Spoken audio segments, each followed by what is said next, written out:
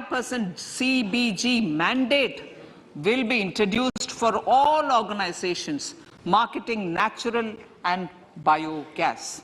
For collection of biomass and distribution of biomanure, appropriate fiscal support will also be provided. Bharatiya Prakritik Kheti Bio-Input Resource Centers. Over the next 3 years, we will facilitate 1 crore farmers to adopt natural farming.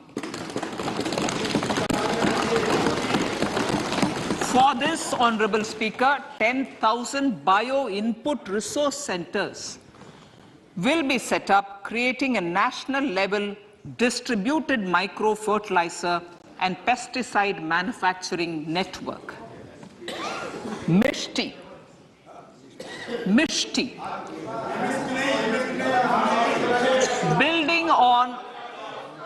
Building on India's success in afforestation, mangrove initiative for shoreline habitats and tangible incomes, Mishti, will be taken up for mangrove plantation along the coastline and on salt pan lands wherever feasible through convergence between Manrega, Campa, Fund and other sources. Amrit Dharohar. Wetlands are vital ecosystems which sustain biological diversity. In his latest Mann Ki Baat, the Prime Minister said, now, I quote, now the total number of Ramsar sites in our country has increased to 75, whereas before 2014, there were only 26, unquote. Local communities have always been at the forefront of conservation efforts. The government will promote their unique conservation values through Amrit Dharohar, a scheme that will be implemented over the next 3 years to encourage optimal use of wetlands and enhance biodiversity, carbon stock, ecotourism opportunities, and income generation for local communities. Coastal shipping. Coastal shipping will be promoted as the energy efficient and lower cost mode of transport, both for passengers and freight, through PPP mode with viability gap funding. Vehicle replacement. Vehicle replacement is an important continuing policy, replacing the old political,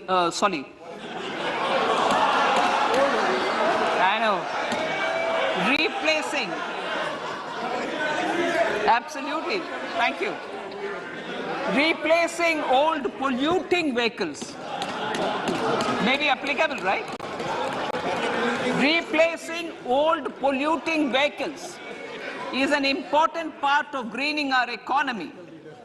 In furtherance of the vehicle scrapping policy mentioned in Budget 21-22, I have allocated adequate funds to scrap old vehicles of the central government. States will also be supported in replacing old vehicles and old state ambulances. Honorable Speaker, sir, I move to priority 6, youth power. To empower our youth and help the Amrit PD realize their dreams, we have formulated the National Education Policy, which is very wide in its scope, but one of the things is also to focus on skilling, adopted economic policies that facilitate job creation at scale and have supported business opportunities. Pradhan Mantri Kaushal Vikas Yojana. Pradhan Mantri Kaushal Vikas Yojana 4.0 will be launched to skill lakhs of youth within the next 3 years. On-job training, industry partnership, and alignment of courses with needs of industry will be emphasized. The scheme will also cover new age courses for Industry 4.0 like coding, AI, robotics, mechatronics, IoT, 3D printing, drones, and other soft skills. To skill youth for international opportunities, 30 Skill India international centers will be set up across different states. The digital ecosystem for skilling will be further expanded with the launch of a unified Skill India digital platform for enabling demand-based formal skilling, linking with employers including MSMEs, and facilitating access to entrepreneurship schemes. To provide stipend support to 47 lakh youths in 3 years, direct benefit transfer under a pan-India national apprenticeship promotion scheme will be rolled out. Tourism. Honorable Speaker, sir, with an integrated and innovative approach, at least 50 destinations will be selected through challenge mode. In addition to aspects such as physical connectivity, virtual connectivity, tourist guides, high standards for food streets, and tourist security, all the relevant aspects would be made available on an app to enhance tourist experience. Every destination would be developed as a complete package. The focus of development of tourism would be on domestic as well as foreign tourists.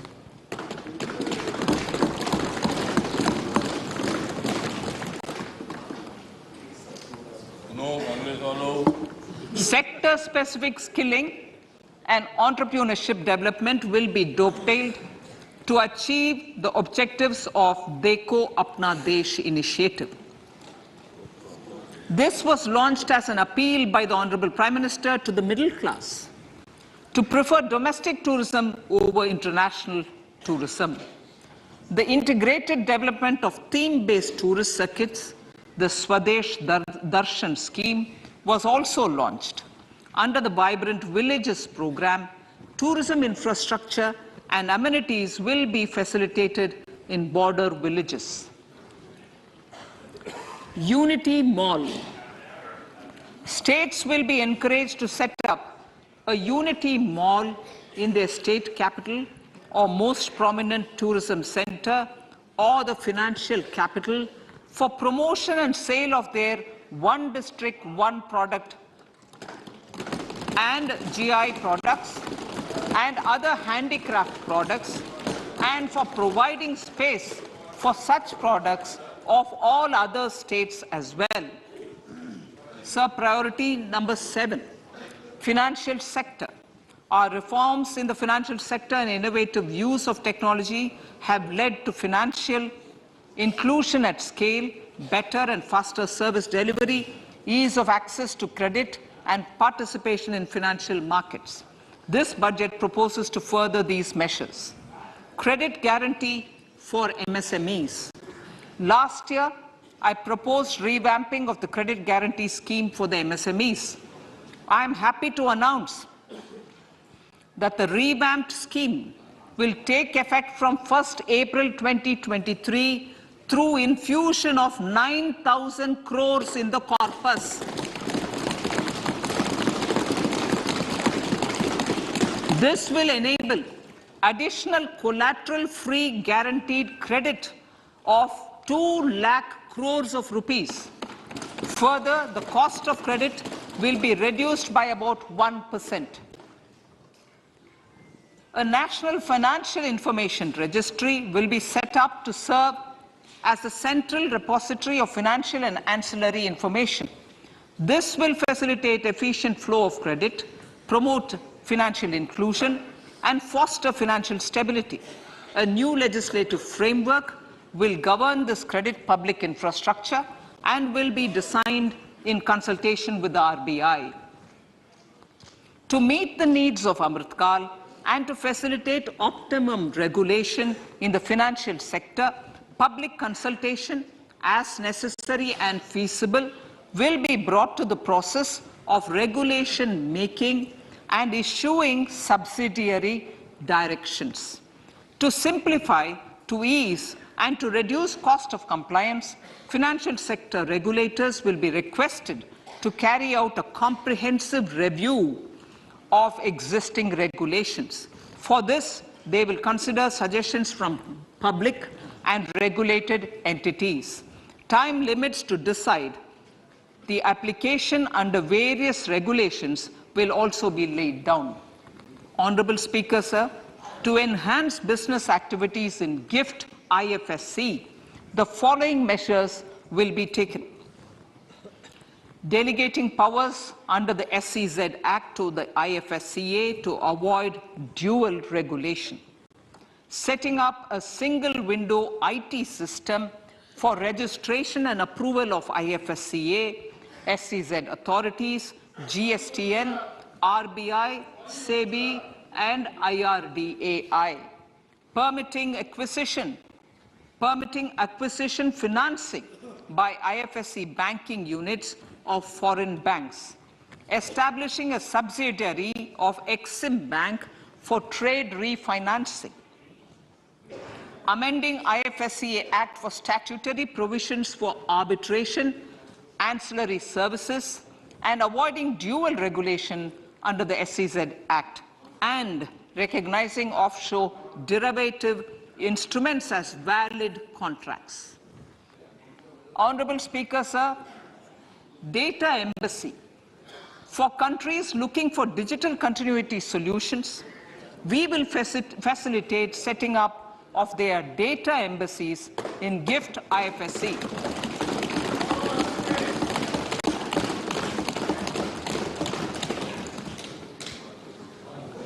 Improving governance and investor protection in banking sector.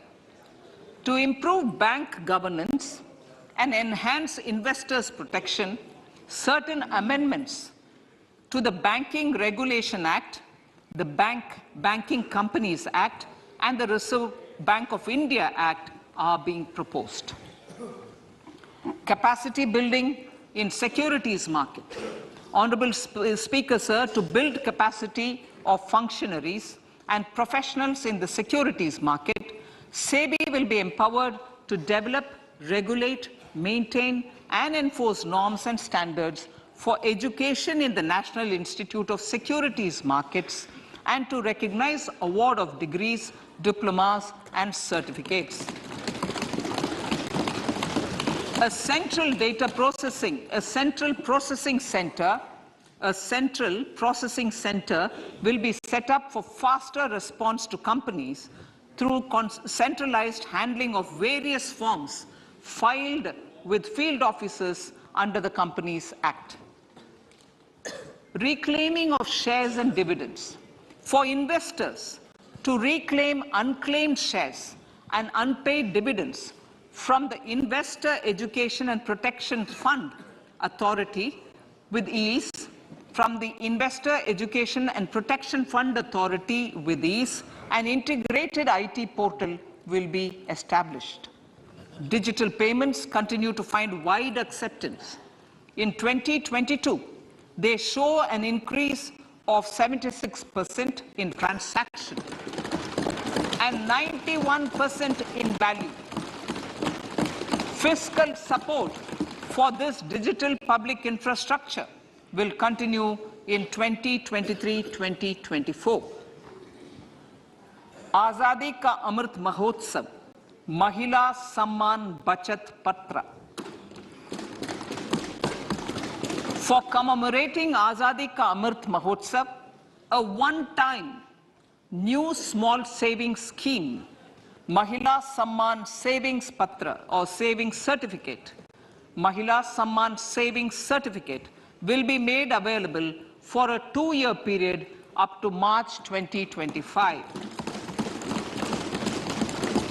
This will offer deposit facility up to 2 lakh in the name of a woman or girls for a tenure of 2 years at fixed interest rate of 7.5% with partial withdrawal option.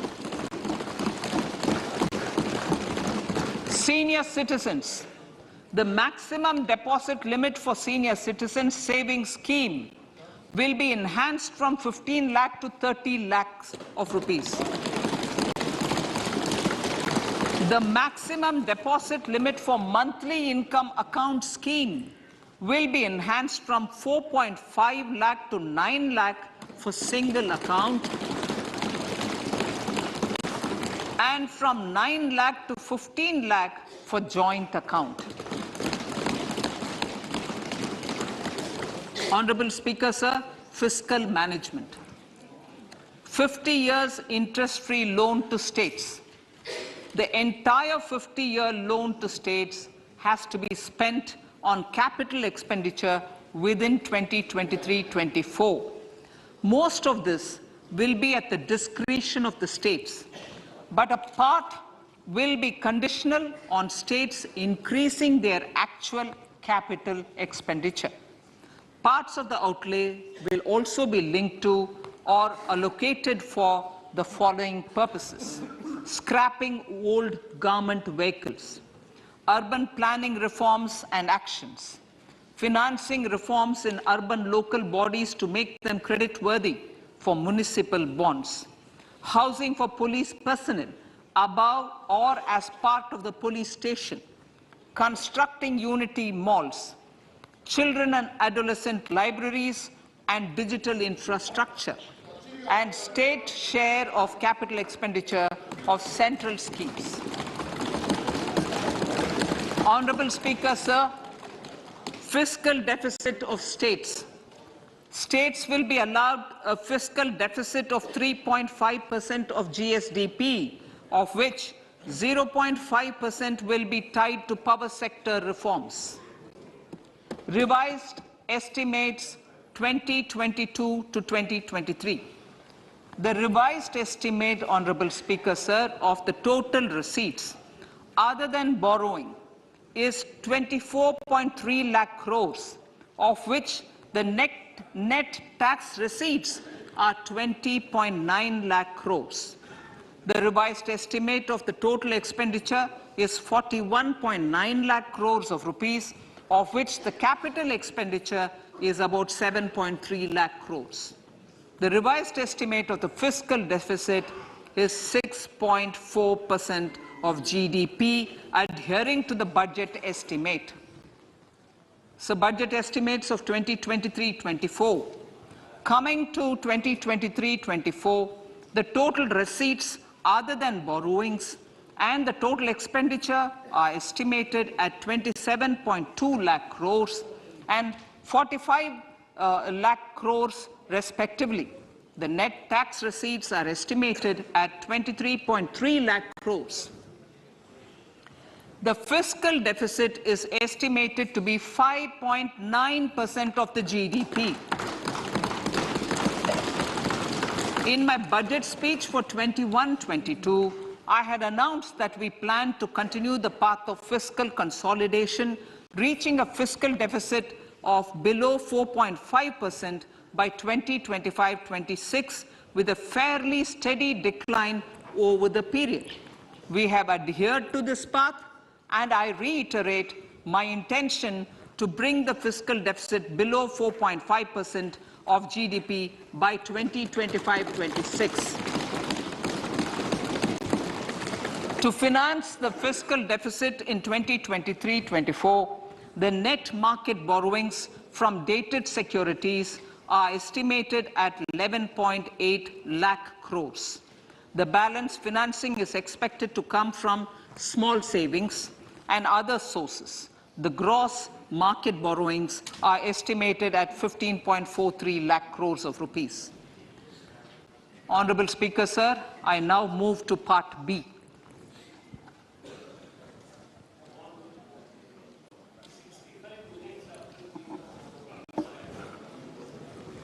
Indirect taxes.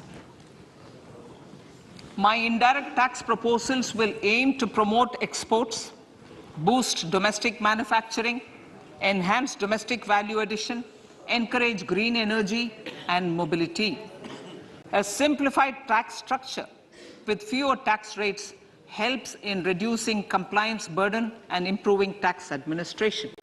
I propose to reduce the number of basic customs duty rates on goods other than textiles and agriculture from 21 to 13. As a result, there are minor changes in the basic custom duties, cesses and surcharges on some items including toys, bicycle, automobiles and naphtha. Green mobility.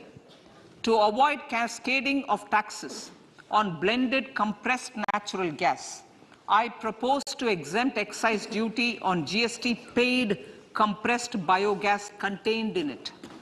To further provide impetus to green mobility, customs duty exemptions is being extended to import of capital goods and machinery required for manufacture of lithium-ion cells for batteries used in electrical vehicles as well. Electronics. As a result of various initiatives of the government, including phased manufacturing program, mobile phone production in India has increased from 5.8 crore units valued at about 18,900 crore in 2014-15 to 31 crore units valued at 2,75,000 crore in the last financial year. To further deepen domestic value addition in manufacturing of mobile phones, I propose to provide relief to customs duty. I propose to provide relief in customs duty on import of certain parts and inputs like camera lens and continue the concessional duty on lithium-ion cells for batteries for another year. Similarly, to promote value addition in manufacture of televisions, I propose to reduce the basic customs duty on parts of open cells of TV panels to 2.5%. Electrical. To rectify inversion of duty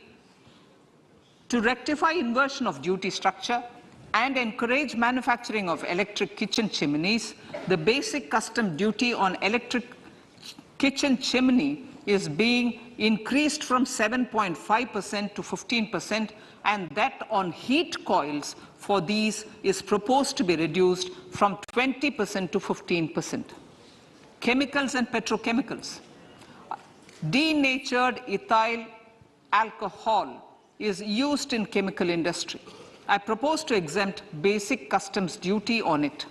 This will also support the ethanol blending program and facilitate an endeavor for energy transition.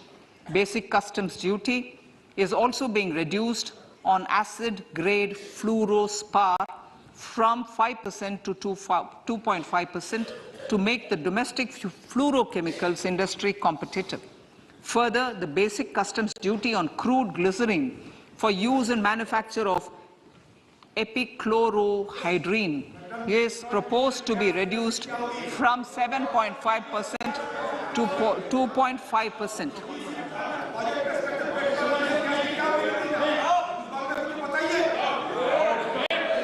Marine products.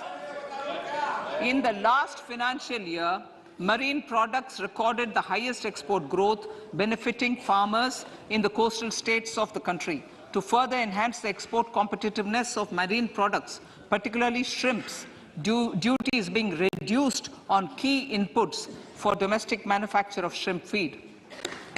India is a global leader, as I said in Part A, in cutting and polishing of natural diamonds, contributing about 3/4 of the global turnover by value. With the depletion of deposits of natural diamonds, the industry is moving towards lab-grown diamonds, and it holds huge promise. To seize this opportunity, I propose to reduce the basic customs duty on seeds used in their manufacture. Custom duties on door or dore and bars of gold and platinum were increased earlier this fiscal. I propose to increase the duties on articles made therefrom to enhance the duty differential. I also propose to increase the import duty on silver doors, bars and articles to align them with that on gold and platinum.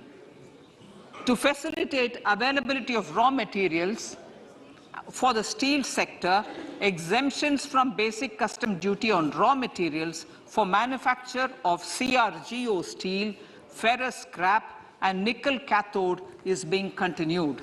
Similarly, the concessional BCD of 2.5% on copper scrap is also being continued to ensure the availability of raw materials for secondary copper producers who are mainly in the MSME sectors. Compounded rubber.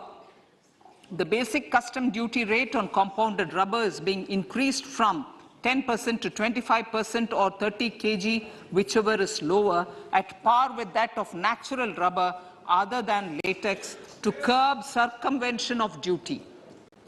Cigarettes. National calamity contingent duty on specified cigarettes was last revised 3 years ago. This is proposed to be revised upwards by about 16%. Direct taxes. I now come to my direct tax proposals. Honorable Speaker, these proposals aim to maintain continuity and stability of taxation, further simplify and rationalize various provisions to reduce the compliance burden, promote the entrepreneurial spirit, and provide tax relief to citizens. It has been constant endeavor of the Income Tax Department to improve taxpayers' services by making compliance easy and smooth. Our taxpayers portal received a maximum of 72 lakh returns in a day, processed more than 6.5 crore returns this year. Average processing period reduced from 93 days in financial year 13-14 to 16 days only now. And 45% of the returns were processed within 24 hours. We intend to further improve this, roll out the next generation common IT return form for taxpayer convenience, and also plan to strengthen the grievance redressal mechanism. MSMEs and professionals. MSMEs are growth engines of our economy. Micro enterprises with turnover up to 2 crore of rupees and certain professionals with turnover of up to 50 lakh rupees can avail the benefit of presumptive taxation. I propose to provide enhanced limits of 3 crore and 75 lakh respectively to the taxpayers whose cash receipts are no more than 5%. Whose cash receipts are no more than 5%. Moreover, to support MSMEs in timely receipt of payments, I propose to allow deduction for expenditure incurred on payments made to them only when payment is actually made. Cooperation. Cooperation is a value to be cherished. In realizing our Prime Minister's goal for Sehkar Se Samriddhi and his resolve to connect the spirit of cooperation with the spirit of Amrit Kal, in addition to the measures proposed in Part A, I have a slew of proposals for the cooperation sector. First, new cooperatives that commence manufacturing activities till 2024, 31st March, shall get the benefit of a lower tax rate of 15%, as is presently available to new manufacturing companies. Secondly, I propose to provide an opportunity to sugar cooperatives to claim payments made to sugarcane farmers for the period prior to the assessment year 2016-17 as expenditure. This is expected to provide them a relief of almost 10,000 crores. Thirdly, I am providing a higher limit of 2 lakh per member for cash deposits to loans in cash by primary agricultural cooperative societies and primary cooperative agriculture and rural development banks. I repeat that. Thirdly, I am providing a higher limit of 2 lakh per member for cash deposits to and loans in cash by primary agricultural cooperative societies and primary cooperative agricultural and rural development banks. Similarly, a higher limit of 3 crore for TDS on cash withdrawal is being provided to cooperative societies. Startups.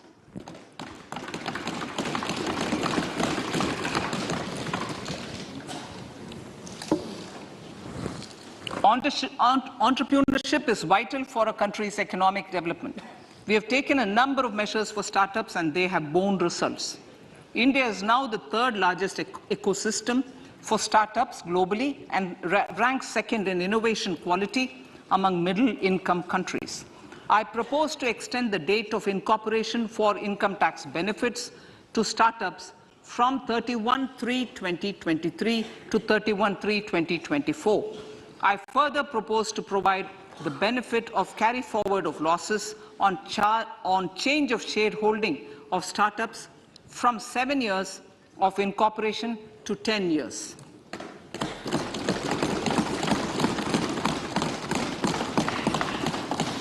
To reduce the pendency of appeals at commissioner level, I propose to deploy about 100 joint commissioners for disposal of small appeals. We shall also be more selective in taking up cases for scrutiny of returns already received this year. Better targeting of tax concessions. For better targeting of tax concessions and exemptions, I propose to cap deduction from capital gains on investment in residential house under Section 54 and Section 54F to 10 crores. Another proposal with similar intent is to limit income tax exemption from proceeds of insurance policies with very high value. Rationalization. Honorable Speaker, sir, there are a number of proposals relating to rationalization and simplification. Income of authorities, boards, and commissions set up by statutes of union or state for the purpose of housing, development of cities, towns, and villages, and regulating and developing an activity or matter is proposed to be exempted from income tax. Other major measures in this direction are removing the minimum threshold of 10,000 for TDS and clarifying taxability relating to online gaming, not treating conversion of gold into electronic gold receipts and vice versa as capital gains, reducing the TDS rate from 30% to 20% on taxable portion of EPF withdrawals in non-PAN cases, and taxation on income for market-linked debentures. Other major proposals in the finance bill relate to the following: extension of period of tax benefits to funds relocating to IFSC, GIFT City till 31/3/2025, decriminalization under Section 276A of the Income Tax Act, allowing carry forward of losses on strategic disinvestment, including that of IDBI Bank, and providing EEE status to Agniveer Fund. Personal income tax.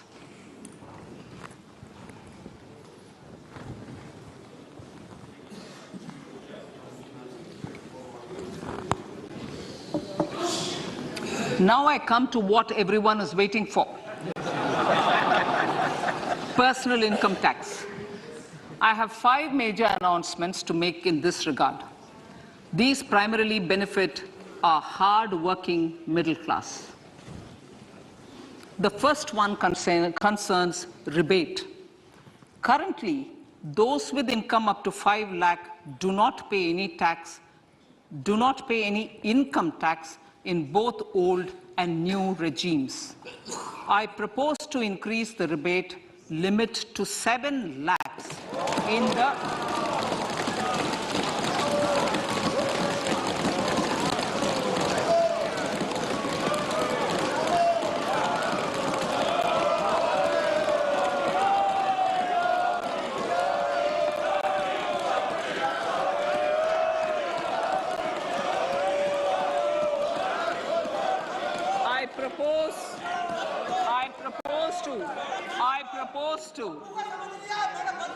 I propose to increase the rebate limit to 7 lakh in the new tax regime.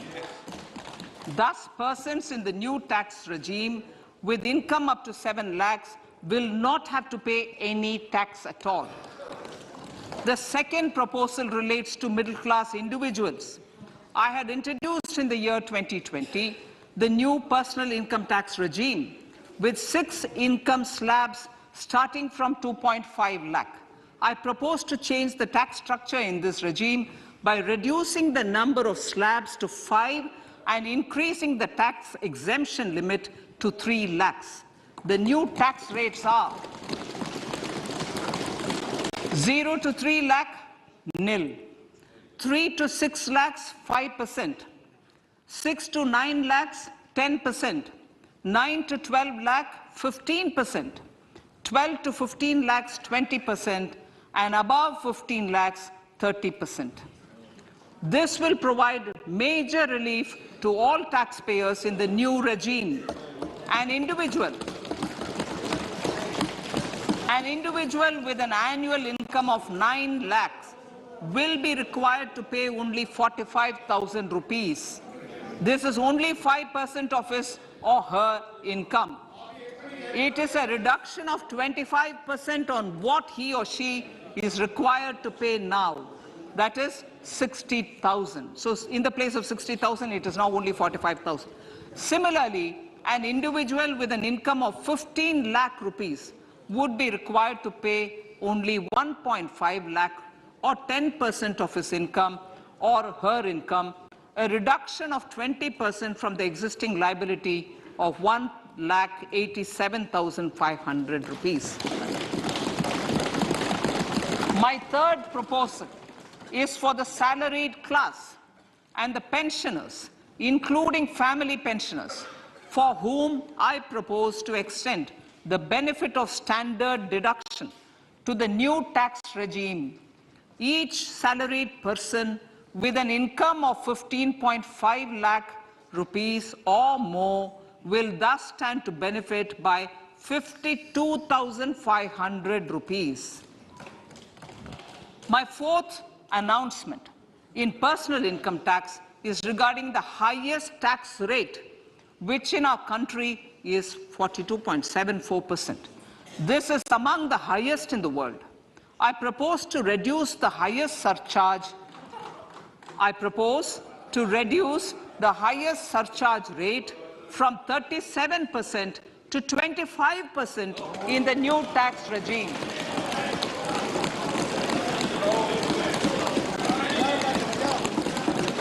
This would result in reduction of the maximum rate. This would result in the reduction of the maximum tax rate to 39%. Lastly, the limit of 3 lakh rupees for tax exemption on leave encashment on retirement of non-government salaried employees was last fixed in the year 2002, when the highest basic pay in the government was only 30,000 rupees per month. In line with the increase in the government salaries, I am proposing to increase this limit to 25 lakh rupees.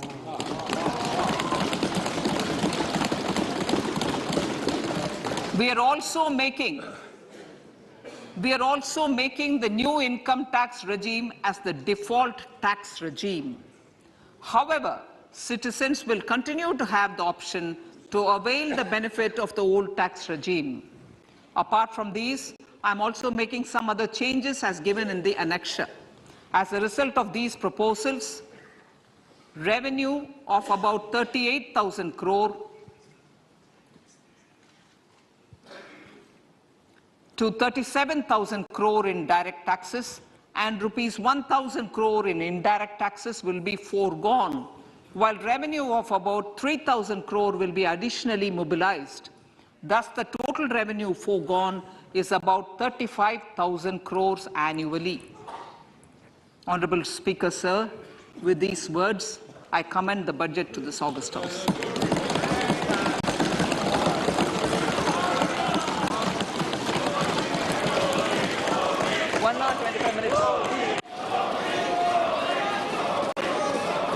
Item number 1.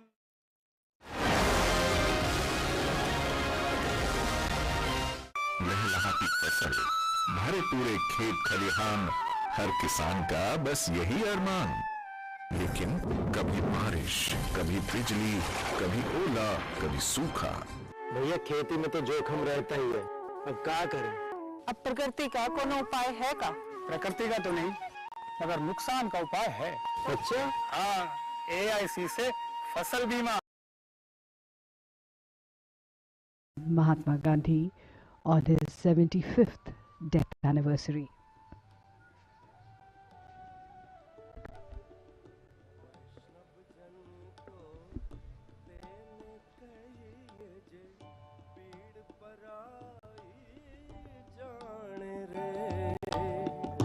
वैष्णव जन को तेने कहिए जे पीड़ पराई जाने रे, पर दुखे उपकार करे तोए मन अभिमान ना आने रे। वैष्णव जन को तेने कहिए जे पीड़ पराई जाने रे।